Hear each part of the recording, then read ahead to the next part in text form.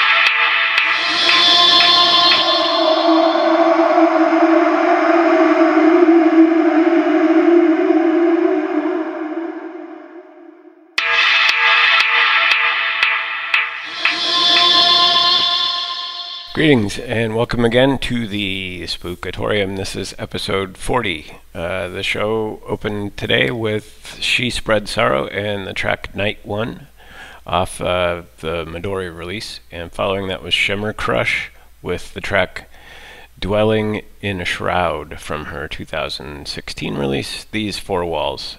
Coming up in a bit, I'll have something about Phantom music, both from a more supernatural take and a scientific take. But first, this is Skrol with Diaspora.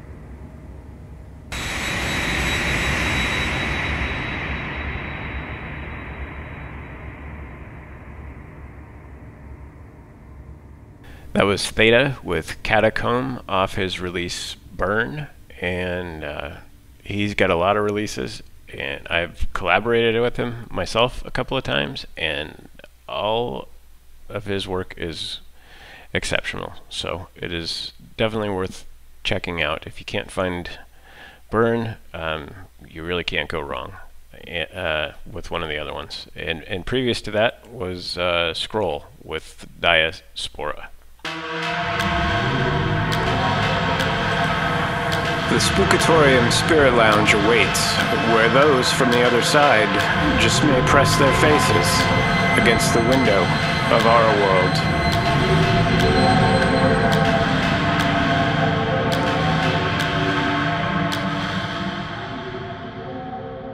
The idea of phantom music has always fascinated me.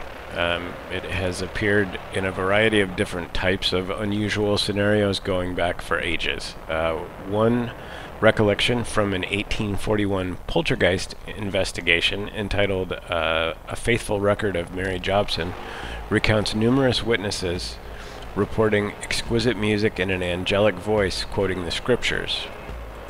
It's a frequent occurrence with hauntings. One description I particularly like from a 1974 account in the London News of the World describes impromptu piano concerts in a local home that sound like a strummed piano. It sounds like someone is plucking the strings.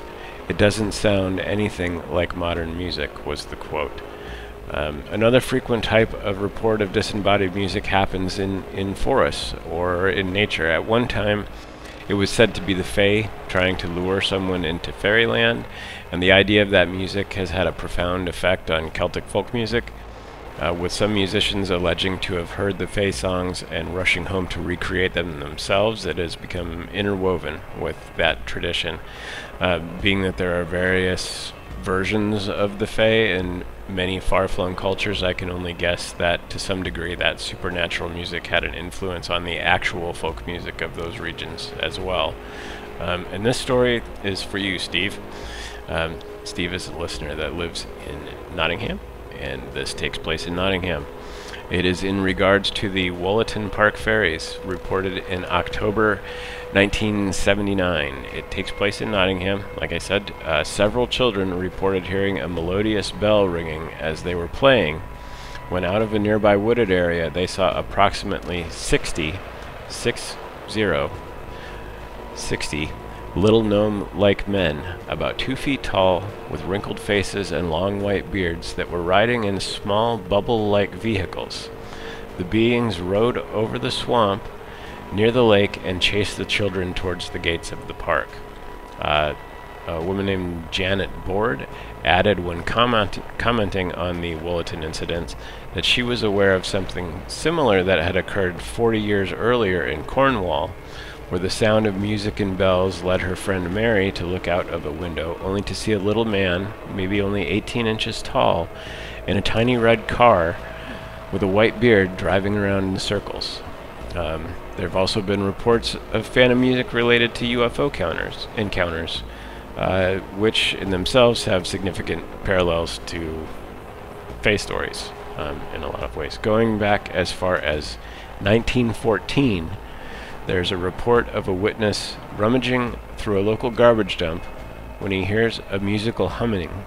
He turns to see a UFO and ultimately is addressed by several short figures that emerge from the craft. Finally, in the final hours of German philosopher Wolfgang Goethe's life, it was reported by numerous visitors to his bedside that there was music playing that was not coming from anywhere in the house. The interesting thing here is that while they all agreed that they were hearing music, they were not all hearing the same music. Some thought they heard an organ, another thought it was a concertina, another imagined it as a quartet playing just fragments of songs from very far away, and Goethe's wife described it as a piano that was clear and very close by. In a little bit, I'll have one scientific take on why people hear phantom music, but until then, this is Foreseer with Witching Hour.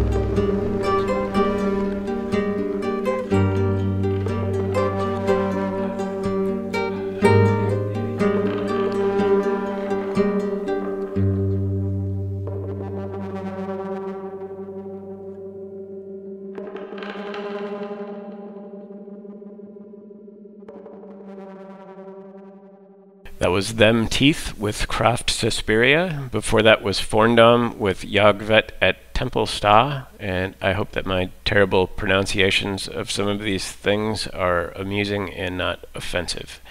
And before that was Witching Hour from Foreseer. The hydra of folk remedies, barber surgeons, medicine shows, alchemy, and science gave rise to modern healing and began to decode the medical mysteries that continue to stalk us.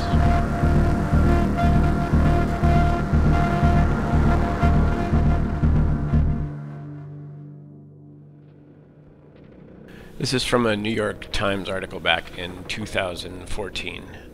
In 2011, a 66-year-old woman referred to only as Sylvia approached her neurologist about piano music that she was hearing.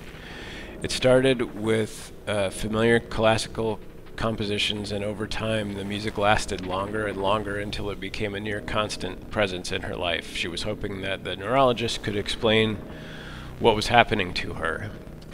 They deemed it to be musical hallucinations, which are not the same as, say, an earworm when something gets stuck in your head, and they're not necessarily a sign of larger psychosis. Experiencers are generally otherwise fine, but can come to believe there's a marching band in the next room or a choir singing outside their house. They studied Sylvia and tracked her brain activity as she was experiencing these episodes. They tried a similar idea to one of the treatments that they had seen success for when treating tinnitus, which is ringing in the ears. When actual music was played, the piano in her head would stop, and then when that actual music stopped, she would get a brief respite from hearing any music, but it was for barely more than a minute before the disembodied piano would resume. And I don't know, the idea that the solution to hearing imaginary music all the time is to listen to real music all the time seems like a feeble solution. They discovered through MRIs that while the hallucinations were happening, areas of the brain that activate when listening to music, determining pitch, recalling music, and the predictive generation portion of the brain were more active when the hallucinations were occurring.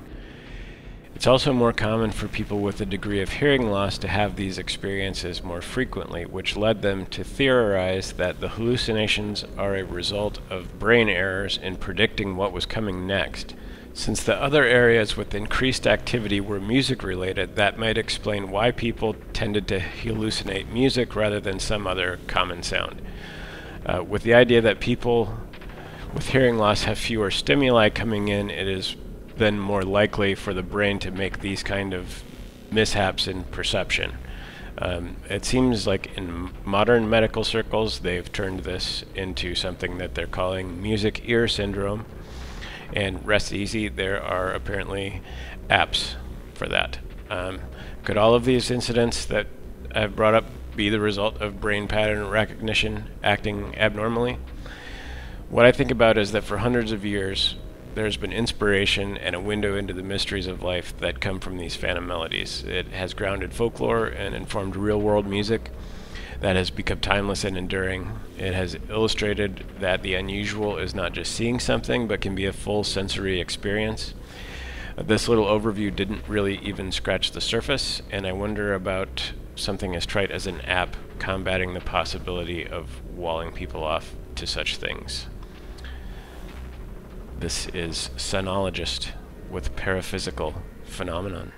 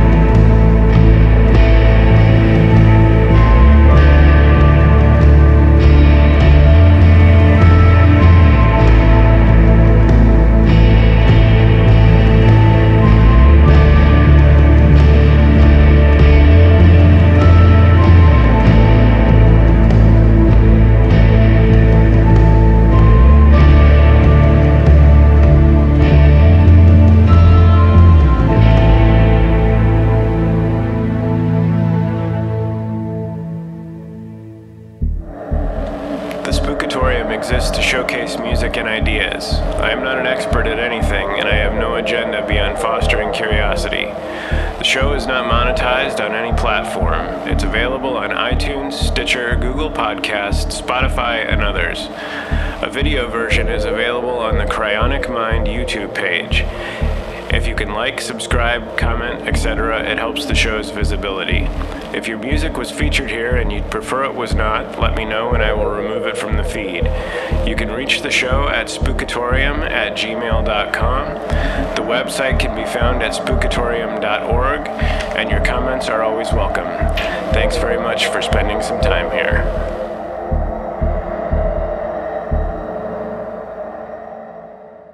That was Clay Rendering with Black Vows. Previous to that was Blakk Harbor with Death by Drone. And starting off the set was Sonologyst with Paraphysical Phenomenon. That is going to stick a fork in episode 40.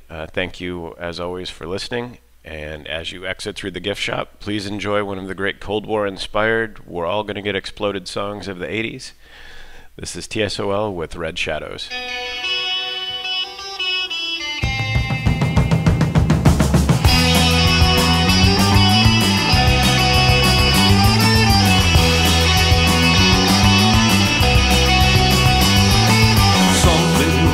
Changed today, everything is out of place. You said we had to go because you saw the red shadow.